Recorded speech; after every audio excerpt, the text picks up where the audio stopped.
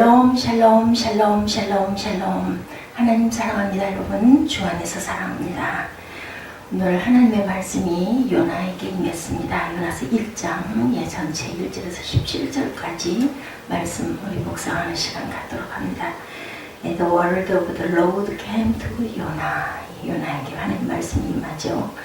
요나라는 뜻은 제 비둘기라는 의미를 상징하고 있고, 말씀하신 게 가서 그것을 향하여 외치라. 이 말씀은 마태복음 28장 18절에서 20절 말씀과 동일한 의미를 가지고 있습니다. 너희는 가서 모든 민족을 제자로 삼아 아버지와 아들과 성령의 이름으로 세례를 베푸고 내가 너에게 분부한 모든 것을 가르쳐 지키게 하라. 볼지어다 내가 세상 끝날까지 너희와 항상 함께 있으리라 라고 말씀하셨죠. 가르쳐 지키고 세례를 베풀라고 말씀을 합니다. 너는 일어나 저 큰 성읍 니느웨에 가서 그것을 외치라고, 누구에게? 요나에게. 비둘기가 원래 전령사죠. 이런 의미를 품고 있고, 마지막으로 요나의 기도가 17절에 여호와께서 이미 큰 물고기를 예비하사 요나를 삼키게 하셨으므로 요나가 밤낮 3일을 물고기 뱃속에서 있게 하시는, 때로는 환난도 우리에게 복이 될 수 있는 귀한 터닝 포인트가 된다라는 것. 왜요? 니느웨로 가라는 걸 너무 싫어했어요. 그죠? 이 아수르의 수도이기도 합니다. 니느웨는 너무너무나 이스라엘을 괴롭혔기 때문에 요나는 가고 싶지가 않아서 하나님께 저항하는 그러한 내용. 하나님께서는 물고기를 이용하셔서 그 뱃속에 삼켜지게 하는 그런 기적. 그리고 3일 동안 그 물고기 뱃속에서 있으면서 요나는 기도합니다. 뭐라 했을까요? 잘못했습니다 하고 회개했을 것 같습니다. 요나는 북이스라엘 왕 여로보암 2세 때 사역한 선지자라고 열왕기하 14장 25절에 증거합니다. 선지자이긴 한데 굉장히 특이한 선지자. 사명을 주님께서 주신 사명을 불복종하려고 했고, 그리고 하나님께서 주신 그러한 선교의 명령 또한 불복종하려고 했던 그러한 아주 당돌한 요나입니다. 구약시대 이방 선교를 한 또 유일한, 지금으로 보면 선교사, 예언자이기도 했죠. 이방인 예언의 선지자는 있어도 불순종하여 도망치고 하나님께 짜증내고 화까지 내들고 대든 그러한 또 요나 외에는 그런 선지자는 또 없었습니다. 하나님 그런 요나를 끝까지 붙들어서 물고기 뱃속에 가두어가지고 변화시켜서 다시 쓰시는 그런 역사, 하나님이 주시는 은총이죠. 우리 모두도 그러한 하나님의 전혀 우리 자격이 없는 우리 하나님께서 특별히 은혜를 부어주신 저와 여러분이십니다. 은혜라는 것은 값없이 주지 않아도 될 것을 베풀어 준 것을 받는 것이 바로 은혜입니다. 요나를 부르시고 보내신 소명과 사명, 그죠? 소명이라는 건 하나님께서 어떻게 하라고? 너는 일어나 저 큰 성읍 니느웨로 가서 사명 주십니다. 소명은 요나에게 임해서 하나님이 부르시는 것이 바로 소명이죠. 왜 니느웨로 파송하셨나? 니느웨는 강대국 아수르의 수도. 그래서 이스라엘의 원수 나라입니다. 왜 니느웨로 파송하셨어요? 그 악독이 내 앞에 상달되었다라고 말씀을 하죠. 2절을 보니까 요나처럼 소명과 사명을 받은 사람들, 교회입니다. 교회는 사명과 소명을 받은 공동체가 모여 있는 거죠. 소명이라는 것은 콜링입니다. 부르십니다. 사명은 하나님이 보내십니다. 미션을 가리킵니다. 은혜, 하나님께서 교회에게, 성도에게 주신 이중적인 은혜과 바로 이런 소명과 사명이라는 거죠. 같습니다. 한 세트로 묶입니다. 소명을 받은 사람은 반드시 사명을 완수해야 되는 사명을 주십니다. 이걸 깨달은 성도들이 부르는 찬양, 나를 지으신 이가 하나님, 나를 부르신 이가 하나님, 나를 보내신 이도 하나님, 나의 나된 것은 다 하나님의 은혜다. 바울이 이렇게 고백하죠. 나의 나된 것은 다 하나님의 은혜다. 무엇을 위해 부르시고 무엇을 위해 보내셨나? 뭔가요? 한 가지 전하라는 거죠. 땅 끝까지 전하라. 마태복음 28장 20절에 내가 너에게 분부한 모든 것을 가르치고 지키게 하라. 볼지어다 내가 세상 끝날까지 너와 항상 함께 있으리라. 그리고 너희는 가서 모든 민족을 제자로 삼으라고 합니다. 아버지와 아들과 성령의 이름으로 세례를 베풀고 구원의 복음을 계속 증거해야 되는 것이 바로 소명과 사명을 받은 사람들이 해야 할 교회의 사명이고 소명입니다. 그런데 그만 요나가 니느웨가 너무 싫었어요. 왜요? 아수르는 이스라엘의 완전히 원수였기 때문에.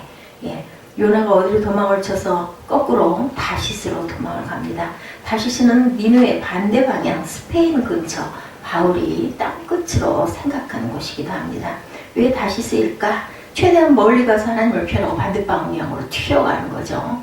가끔 가다가 우리 뭘 이렇게 탁 두들기면 튀는 게 어디로 튀어요? 반대로 역작용을 해서 튀는 거를 우리가 봅니다. 다윗이 고백하죠. 시편 139편 7절에서 10절에 내가 주의 영을 떠나 어디로 가며 주의 앞에서 어디로 피하리까? 내가 하늘에 올라갈지라도 거기 계시고 수월에 내려 자리를 펼지라도 거기 계시나이다.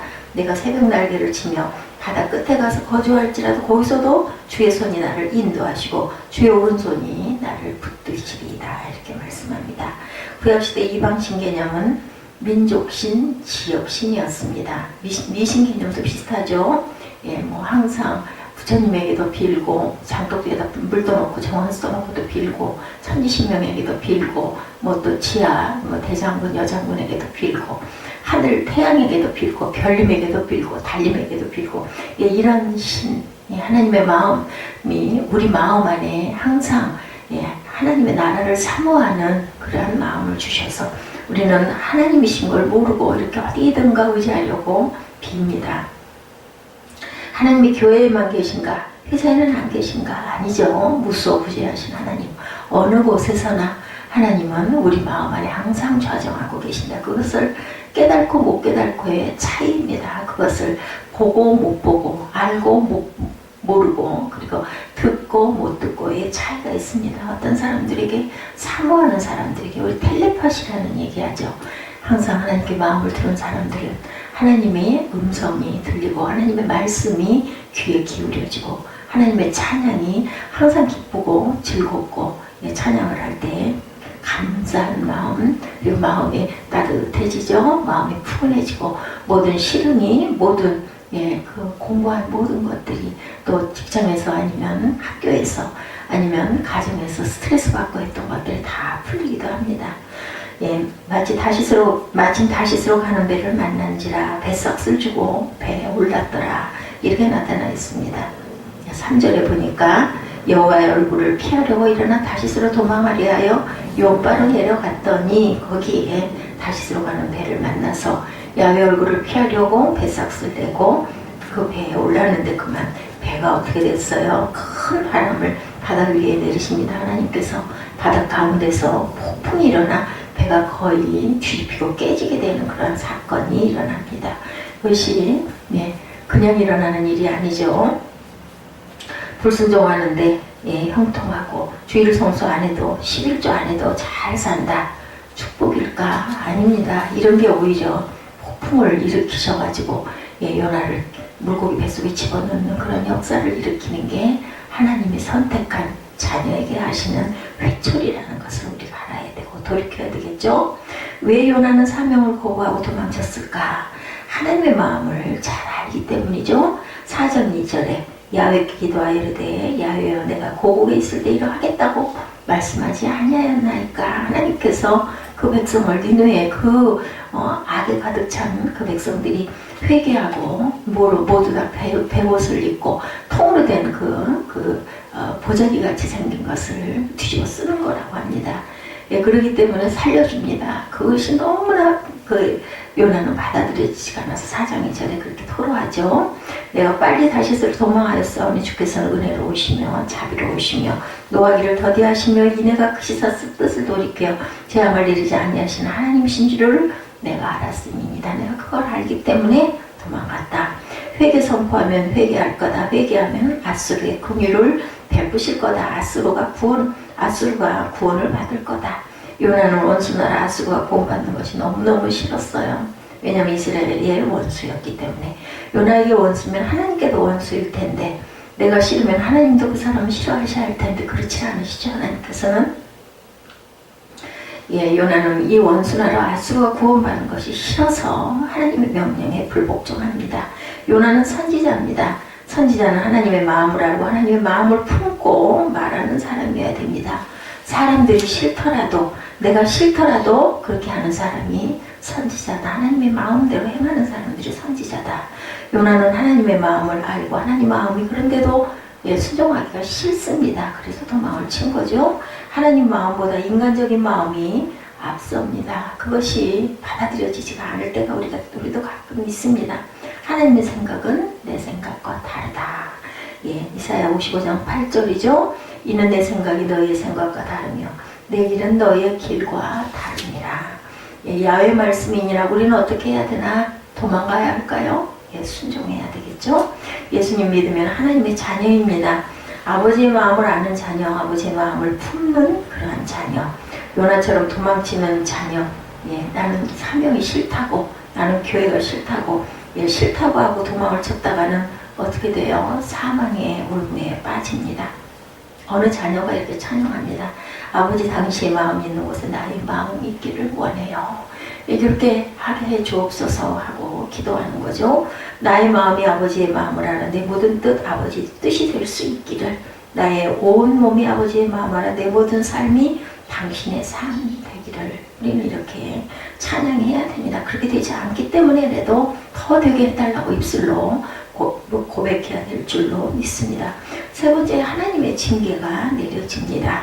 말은 안 들으니까 요나를 부르시고 그리고 성명과 사명을 주셨는데도 끝까지 그것을 감당하기를 피하니까 결국은 요나가 도망친 것을 하나님께서는 징계하신 사건이 1장 본문 안에 나옵니다.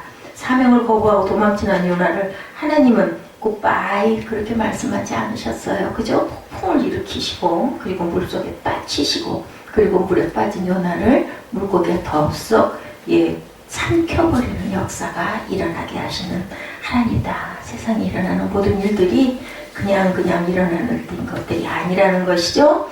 궁금한 것은 하나님은 왜 순종자라는 사람을 보내시지 않고 이 말 안 듣고 거꾸로 가려고 하는 요나를 보내셨을까? 내가 있나이다 나를 보내소서 이렇게 말하는 사람들도 많을 텐데 만일 이사야 같은 순종의 사람만 쓰신다면 나는 벌써 포기하지 아니하셨을까? 하나님은 그래서 요나를 끝까지 포기하지 않습니다. 배 타고 도망치는 요나를 추격하시고 도망가는 바닷길을 폭풍으로 막으시고 배를 파선 직전까지 몰고 가셔서 입술로 나를 물에다 던지시오 하는 그런 고백이 나오게 합니다. 그리고 하나님께서는 깜깜한 골방에 가두십니다. 뭐하라고? 너 생각 좀 해봐라.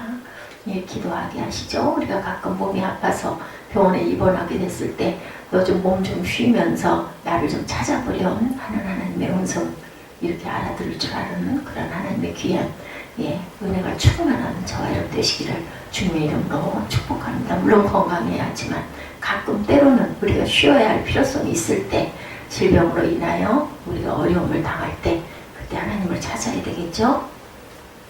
6절에 자는 자여 어찌함이나 일어나 내 하나님께 구하라. 선장이 자고 있는 요나를 깨워서 책망하죠. 오늘 세상이 교회를 책망하는 모습은 아닌지, 우리에게 주시는 하나님의 음성은 아닌지 생각해 봐야 합니다. 누구의 죄 때문인지를 알려고 뱃사람들이 제비 뽑기를 합니다. 확실한 확증이 없을 때는 이렇게 제비를 뽑고 구약시대부터 일어난 일이죠. 요나가 뽑힙니다. 선지자가 신문을 당하죠. 요나가 자치주청을 실토를 합니다. 나는 이브리 사람이요 바다와 입지를 지으신 하늘의 하나님 야훼를 경외하는 자라 이렇게 얘기합니다. 자기가 야훼의 얼굴을 피함인 줄 그들에게 말하였으므로 야훼를 경외하는 자 진심으로 하는 말이었습니다. 뱃사람들이 요나의 말을 듣고 더 두려워하죠. 왜 이런 짓을 했느냐고 비난을 합니다. 거꾸로 거꾸로 당하죠. 파도는 더 거세지고 그래서 요나에게 묻습니다. 요나가 12절에 나를 들어 바다에 던지라 그리하면 바다가 너희를 위하여 잔잔하리라. 요나에게 선택권을 줬어요. 그랬더니 나를 들어 바다에 던지라. 내가 죽는 게 낫다. 나 때문에 폭풍이 일어났다. 믿는 거죠. 요나에게 믿음은 있습니다. 선지자인데도 자아가 너무 강하고 고집불통이고 그렇기 때문에 하나님께서는 이렇게 특별 훈련을 시키셨다. 너희가 이 큰 폭풍을 만난 것이 나 때문인 줄 안다라는 거죠. 불순종하는 요나 때문에 뱃사람들이 애매하게 고난을 당합니다.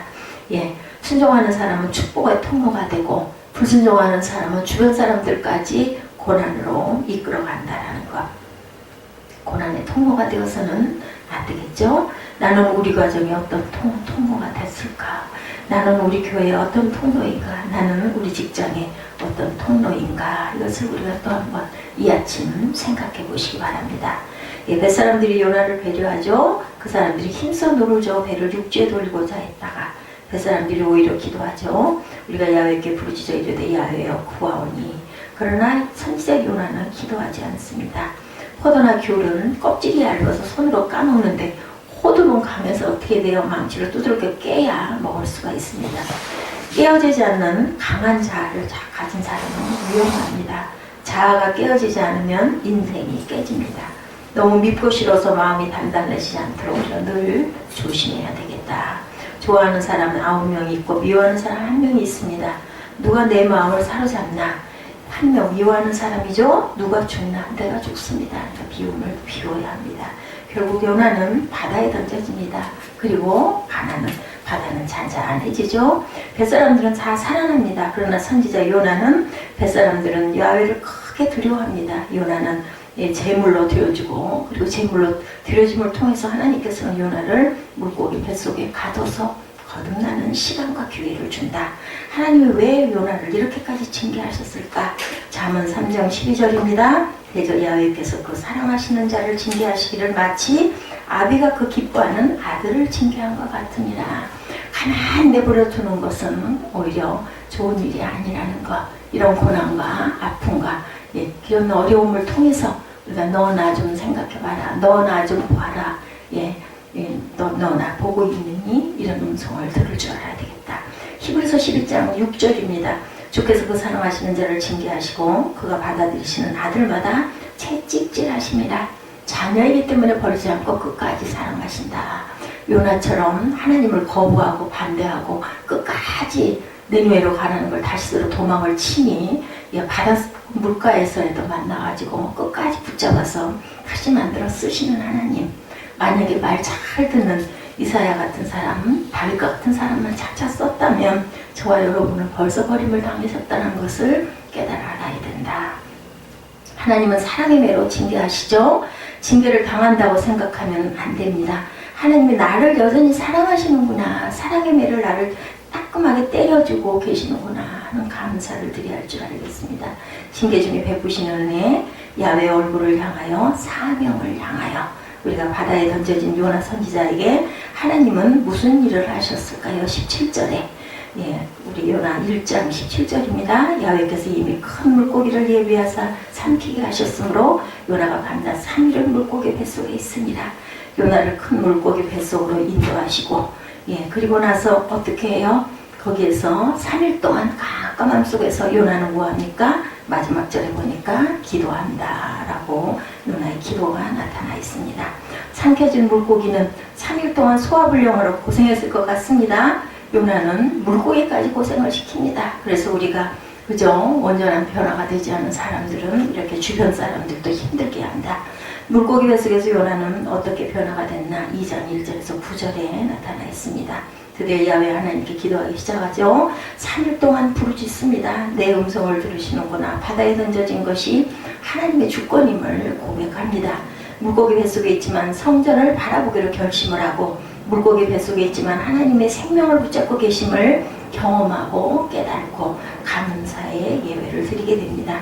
야훼 얼굴을 피하던 요나가 야훼 얼굴을 바라보고 물고기 뱃속에서 자아를 내려놓고 하나님을 바라보고 부활의 영광을 안습니다. 요나가 선지자로 하나님께로 돌아오는 은혜를 베풀고 기다리시는 하나님은 택한 자녀를 절대로 그냥 두지는 않는다라는 것. 물고기에게 말씀하시죠. 이제 요나를 육지로 토해내라. 요나 선지자의 그 말씀, 그 뜻을 보면서 요나 속에 여기에 내가 있는 건 아닌가. 이것을 생각해 보시는 저의 여러분 되시기를 주님의 이름으로 축복합니다. 다른 것을 예전에 알았기 때문에 시편 139편 7절에서 10절에 내가 주의 영을 떠나 어디로 가며 주의 앞에서 어디로 피하리까. 내가 하늘에 올라갈지라도 거기 계시며 서울에 내 자리를 펼지라도 거기 계시나이다. 내가 새벽 날개를 치며 바다 끝에 가서 거주할지라도 거기서도 주의 손이 나를 인도하시고 주의 오른손이 나를 붙드신다고 이렇게 고백을 합니다. 요나는 아무리 도망쳐가도 하나님의 뜻과 생각은 사람의 뜻과 생각과 다르다는 것을 요나서 1장을 통해서 우리에게 말씀합니다. 소명과 사명을 주시는 하나님, 소명은 너희에게 내가 있다라는 은혜를 끼치는 것이고, 사명은 그렇기 때문에 너는 어떻게 해라 하고 부르시는 사람들이 모여 있는 것이 바로 교회의 공동체라는 것을 오늘 말씀에서 말씀하고 계시다는 것을 잊지 말아야 되고, 요나라는 뜻은 비둘기라는 뜻을 갖고 있고, 마태복음 28장 18절에서 20절 말씀이 바로 그 말씀입니다. 너희는 세상으로 가서 모두 다 제자를 삼아서 세례를 주고 성부와 성자와 성령의 이름으로 그들을 힘써 가르치라는 사명을 저희에게 주셨다라는 것을 말씀합니다. 소명은 컬링입니다. 사명은 미션입니다. 이러한 분부를 우리에게 하시고 요나를 부르셨을 때 말 안 듣고 도망가도 끝까지 붙들으시고, 하나님께서는 징계를 통해서 깨달아 알게 하시고 그리고 다시 돌이키게 하시는 하나님이라는 것. 대저 야훼께서 그 사랑하시는 자를 징계하시기를 마치 아비가 그 기뻐하는 아들을 징계함과 같이 하셨던 하나님의 은혜, 그 은혜 속에서 살아가시고 승리하시는 저와 여러분 되시기를 주님의 이름으로 축복합니다. 기도하는 시간 갖도록 합니다.